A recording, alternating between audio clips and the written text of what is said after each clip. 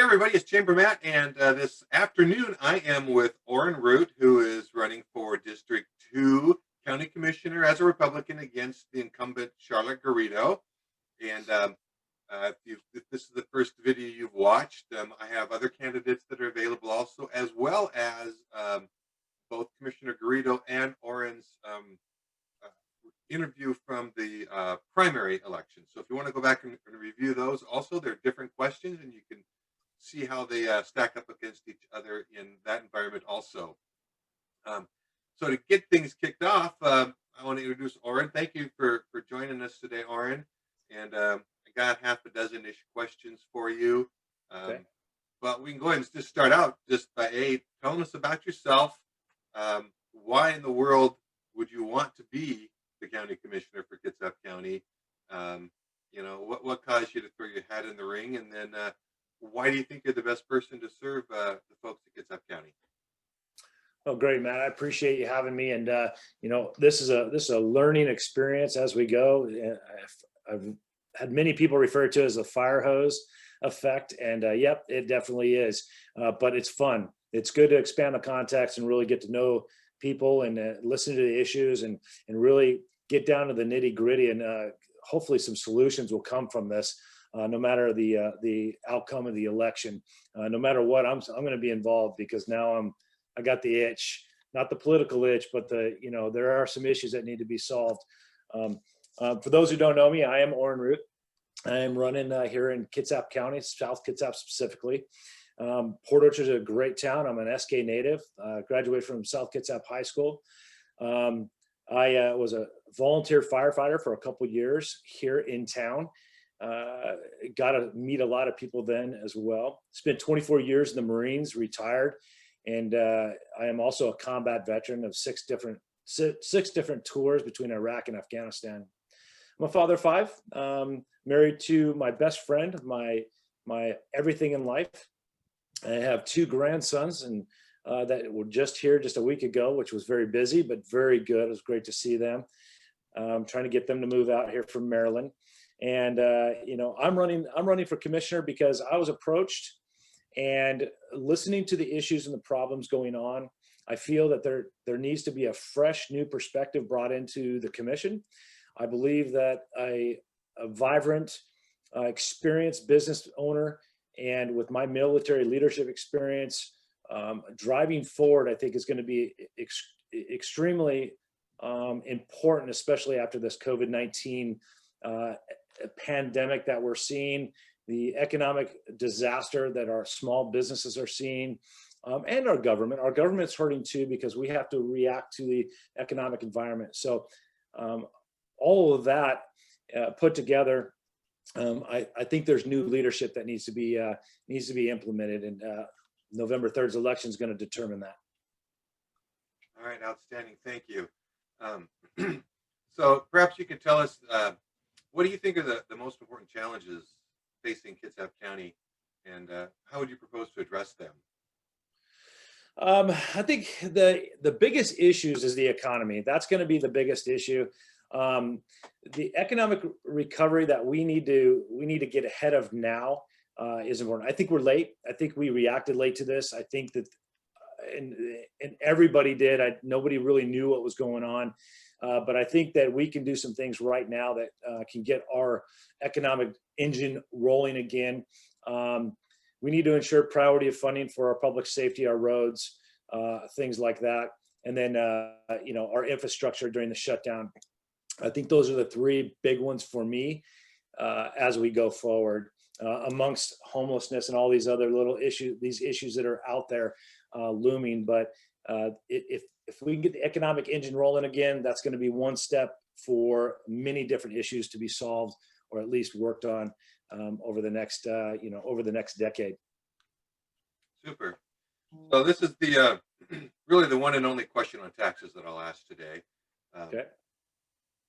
And I recognize that really, sales tax and property taxes are the county's main revenue sources, but there's B&O taxes, and there's gas taxes and excise taxes and sales taxes and income taxes and emissions taxes and property taxes, and it seems like everything is taxed. Too much, yeah. Too much, too much. Are there other solutions other than taxes that we can use to address the budget shortfall? And what is your preferred method of dealing with it? Well, I don't think there's one method. I think they all work together concurrently. I think it's a parallel issue. I think, I mean, especially after this COVID-19 issue, with all of our shutdowns, our businesses, their revenues are gone. Life savings are dwindling, if not gone, and businesses going out of business. I think we need to suspend some of the taxes we have control over. The 1% property tax increase every year, I think that should be frozen and until further notice. B&O tax should be frozen until further notice. I think we can look at other issues, that other taxes that we can actually manipulate to make sure that our small businesses and our families are able to get their breath back, able to kind of get some balance back, routine back. I think those are a couple things we can do.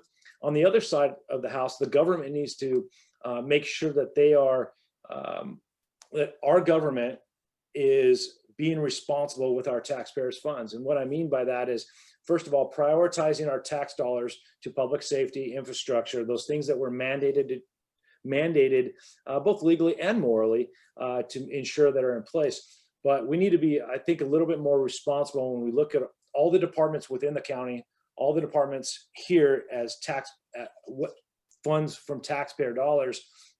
We need to really look at that. There was an arbitrary cut at 10% for every department. Well, being a business guy, understanding that's having a 10% cut for every department is a good start. But to me, I think we can get a little bit more detailed than that. Some departments won't be able to cut that. I listened to the sheriff's department with their budget analysis, and I'm going, we are already behind with the amount of deputies per capita, the amount of geographical location they got to cover. Then, we're listening to a possible, cutback in Bainbridge Island Police Department.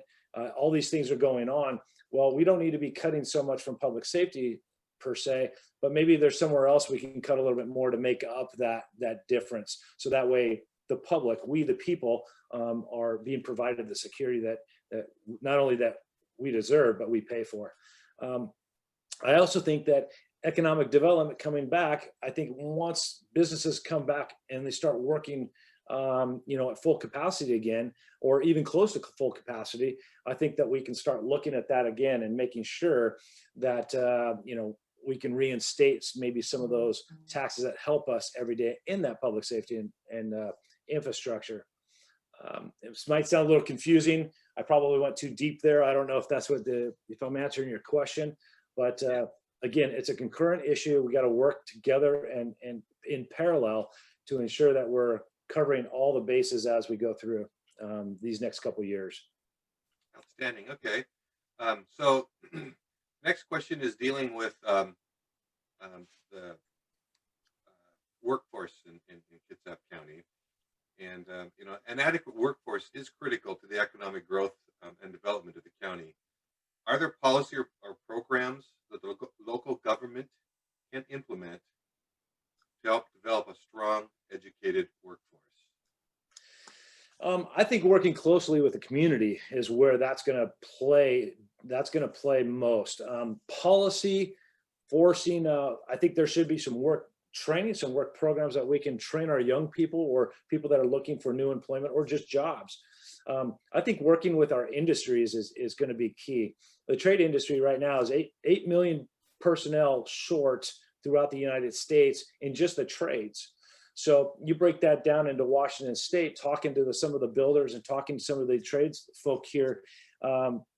It's really interesting to hear that they are having a very hard time hiring people. Now, they've had job shadowing programs. They've had journeyman apprentice programs, which absolutely support 100%. I think, as a kid growing up, I started swinging a hammer and using a shovel. It graduated me into, a little bit more technical trades, got into a little bit of logging, got a little bit of that just as a job. But those skills that I learned during that time were vital for everything else I did in life. So I think that, again, it's concurrent. There's parallel avenues here that we have to use to ensure. So yes, I do support training our workforce, because I think here in South Kitsap, all of our people are very resilient. They're very good at what they do. I think we can do better, and I think we can provide that opportunity for our young people to succeed for the next decade to 20 years. All right, outstanding. So going back or forward, however you want to look at it, to COVID-19. We do need to get the economy back up and running. You mentioned things like that. But my question is, beyond direct financial support, like the grants, I mean, the county has done a great job in trying to get grant money out to local businesses. The city has, PETA through the Department of Washington State Department of Commerce has provided grants. But is there something else, something that the local government can do other than money, throwing more money at the problem? Is there anything local government can do to help the small businesses in the recovery from COVID-19? Yes, I think there's a lot we can do. Again, I mentioned a little bit earlier is that the response to the issues was a little delayed as far as I can research and I can see. Now, there might be rhyme to reason for that, and I'm not privy to that, not being in office right now. But what I think we can do is, I think, one, information needs to get out. The health district has, they're professionals, and they've been doing a great job trying to get as much information out to us as possible. Now, I would like to see some different information coming out, the severity of, for example, severity of hospitalizations. We know that there's been, I think, 15 deaths to date, out of 270,000 plus citizens of Kitsap County. Looking at the response to that crisis seems a little off balance. I think what we can do is take a better analytical look at the issues at hand and maybe balance that out a little bit. I propose that the old phase program that the governor has proposed and then amended. I think we can still look at those numbers and go, Kitsap County is #1 in the whole state. How we're dealing with. So that's a great testament to the health department, health district. That's a great testament to the citizens in Port Orchard and the county. And I think we need to be able to say, okay, we've shown the example. PSNS was the template of all of this. If we implement those procedures to local business and allow them and help them get open to that old phase 3 criteria, maybe even phase 4, I think we can straighten this out a little bit. I think we can balance this out a little bit. It's just going to have to take a little tenacity, a little fortitude to work with the state health department and make sure that they understand where we're at in those numbers. If we can do that, if we can translate that to them and they feel confident, I think that we can bring into that phase 3 or phase 4, which in turn will help our local businesses start getting some revenue going. And once again, we get that economic machine rolling again. That's going to help out a lot of other issues that are in play right now. That's a great answer. Yeah, I think that's the key, is getting things back open, because until they're back open, there is no recovery. Nope. And it's just going to get worse and worse and worse. So if you're not moving forward, you're going nowhere. And that's kind of where we're at right now, is we're going nowhere. Yeah. And in the leadership part of that, it's lead, follow, or get out of the way, and if you're not getting out of the way, then you're part of the problem. So let's make some decision. I said in eggs and issues a couple of times, I say, hey, sometimes you just got to make decisions, and we can rudder steer from those decisions. And even if it's a rough decision, we can make a 180 degree if we need to. But let's make some decisions and get some things flowing. That's gonna raise the confidence in all the businesses, business owners, business leadership, the industries out there. It's gonna raise confidence in our county and our city employees and in our even in our elected staff. It's gonna be our elected officials. It's going to boost that confidence. Go, okay, now we're on the right track. Let's start rolling down the road, and we'll adjust as necessary. Okay, super. So then, next question and the last question. I think I got them all. I'll skip any on you here. How do you think the Growth Management Act has impacted Kitsap County, and what effects do you think it plays in the on the economy, and is the precepts of the Growth Management Act the best the best direction for us to go? Well, again, the Growth Management Act been around since 1996, 94, 96 timeframe. And digging into the Growth Management Act and understanding it, it's very difficult to read. And our home prices and our lack of housing and our lack of the ability to allow people to have the opportunity to either purchase a home or rent a home is disturbing. And so we look at that off balance again with the regulations that the Growth Management Act they are enforcing. But moreover, I think the county is taking the torch and really running with it and making it kind of worse. And now there's all the professionals within the county, they're doing their jobs, they're doing what they're directed to do. I understand that, and they are there. I've talked to many staffs, employees, and I got to say the morale is not necessarily high, but it's not low either. They're all still working, so that's a good thing. But I think we can do better. The Growth Management Act, I mean, right here, I got the numbers right here. Kitsap County's median home price is $408,590. That's 77% above, the housing urban development of the federal government, their affordability standard. 236,000 is normal.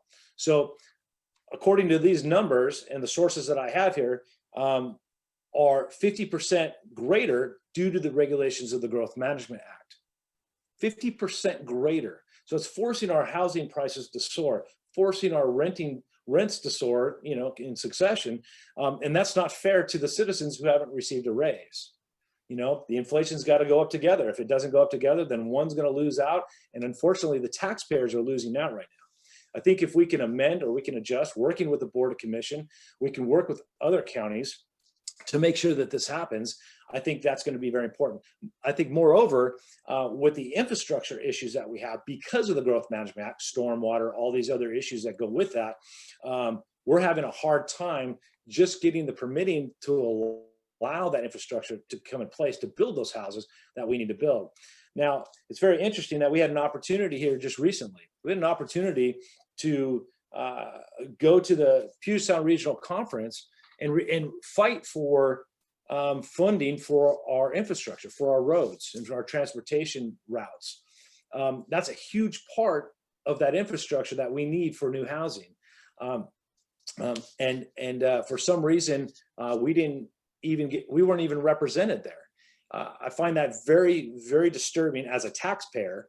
Why, if our roads are in shambles and we don't have the infrastructure to build new houses, then why weren't we present at this meeting? Now, that's a whole separate issue, I think, but that's going to be a crux of a lot of things that's going to happen in the next, really, I think it's affecting us for 30 years.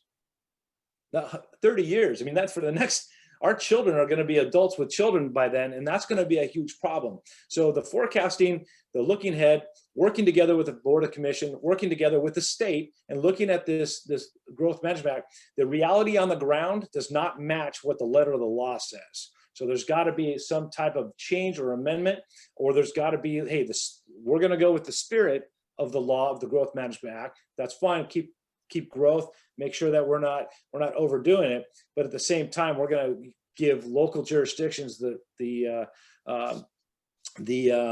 ability to make decisions, practical decisions that match what's going on the ground. Kind of a long answer to the short question, but again, it's how do you answer these questions, with detail and not, take too much people's time. So yeah. Well, I gave you more than 60 seconds though, so that's good. That's a good thing. Yeah. Okay. Yeah, I appreciate that. Yeah. So, I want to kind of wrap things up here a little bit. I want to remind any viewers that in Kitsap County, the entire county votes on the county commissioners. So I've done videos with the two candidates that are running up in North Kitsap. That would be Scott Hendon and Commissioner Gelder. Those videos are also available on our YouTube channel. I'm going to encourage the people in South Kitsap to watch those. I'm going to encourage the people in North Kitsap to watch these. So, our YouTube channels at theportorchardchamber.com. There's these interviews. There's interviews from the candidates in the primary elections. So, I don't know if I mentioned it here or not, but both Oran and Commissioner Garrido had done previous interviews on different subjects, different questions. I encourage everybody to go check those out. Visit our Facebook page. Visit our YouTube channel. Give us a thumb up. Follow us. Subscribe. Whatever the technical words are. But right now, I want to give Oran. Do you have a website that people can go to and kind of check out? I do. My website is electoran.com, electoran, ORAN.com. It has all my issues on there, my platform that I'm really, really passionate about. Also check me up on Facebook, electoran.com, electoran on Facebook, and Oran Root for Commissioner as well. So look me up, ask any questions, email me, hit me with everything you got, because this is a very important election year. I think that's cliche. Every politician says that, but I think that South Kitsap is ready for new representation. South Kitsap is ready for new ideas. South Kitsap is ready for somebody that is not a career politician, somebody that does not need the money, somebody that is only going to do the good for the people and make sure that we're doing everything we're supposed to do according to the Constitution of the state of Washington and the United States. All right. Well, thank you, Oran. Thank you for joining us. Thank you for the watchers for tagging along for all of this. And again, I'd encourage everybody to check out the other videos. Oran, you got 2 weeks left, and you can sleep through the night. You don't have to pull your hair out anymore. That's when the work starts, Matt. That's when the work starts. Yeah, there you go. And So, hopefully, I will definitely be talking to you again later. well, yes, sir. And Matt, thank you so much for having me and having all the candidates on there so that people can see their choices. Yep. All right. I appreciate it. Thanks, Oran. All right.